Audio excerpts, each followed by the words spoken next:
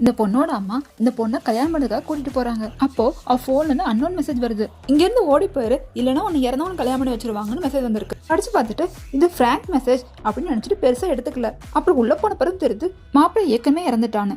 இதெல்லாம் பார்த்தவ மெசேஜ் சொன்ன மாதிரி அங்கிருந்து தப்பிச்சு ஓடிடுறா. அவ வெளியில வந்தோடனே இன்னொரு மெசேஜ் வருது, சென்ட்ரல் பார்க் போகணும். இந்த முறை அவ மெசேஜ் நம்ப ஆரம்பிச்சிடுறா. இவளை துரத்திட்டு வந்து தப்பிக்கிறதுக்காக பார்க்ல கூட்டமா இருக்கிறத பார்த்தவ அந்த கூட்டத்தோட கலந்துடுறா. அங்க ஒரு தாத்தா தன் பேரனுக்கு பொண்ணு பார்த்துட்டு இருக்க அனௌன்ஸ் பண்றாரு. இதை கேட்டது நம்ம ஹீரோயின் நான் உங்க பேரனை கல்யாணம் பண்ணிக்கிறேன் அப்படின்னு ஒத்துக்கிறா.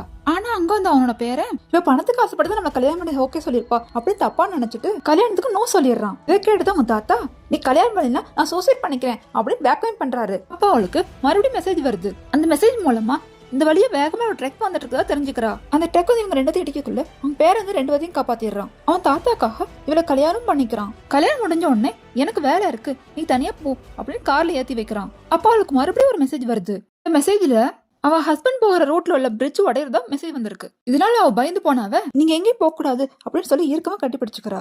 அவன் சொல்றதுல பெருசா எடுத்துக்காதவே அவளை தள்ளி விட்டுட்டு கிளம்பிடுறான். அவனை இவன் கொஞ்ச நாள் பிடிச்சு வச்சிருந்தனால ஜஸ்ட் மிஸ்ல உயிர் தப்பிச்சிடறான். அதுக்கப்புறம் தான் அவளுக்கு புரிய வருது அவளுக்கு பின்னாடி எனக்கு முன்னாடி தெரியுதுன்னு.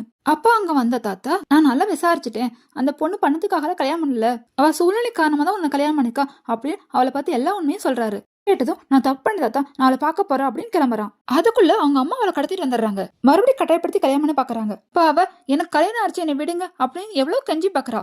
ஆனா அவங்க அம்மா இவ என்ன சொன்னாலும் நம்ப தயாராவே இல்ல. இந்த வீடியோ பிடிச்சிருந்தா லைக் பண்ணுங்க, சப்ஸ்கிரைப் பண்ணிக்கங்க. அவளை கட்டி போட்டு கட்டாயப்படுத்தி கல்யாணம் பண்ணும் போது கரெக்டா ஹீரோ என்ட்ரி கொடுத்துறாரு.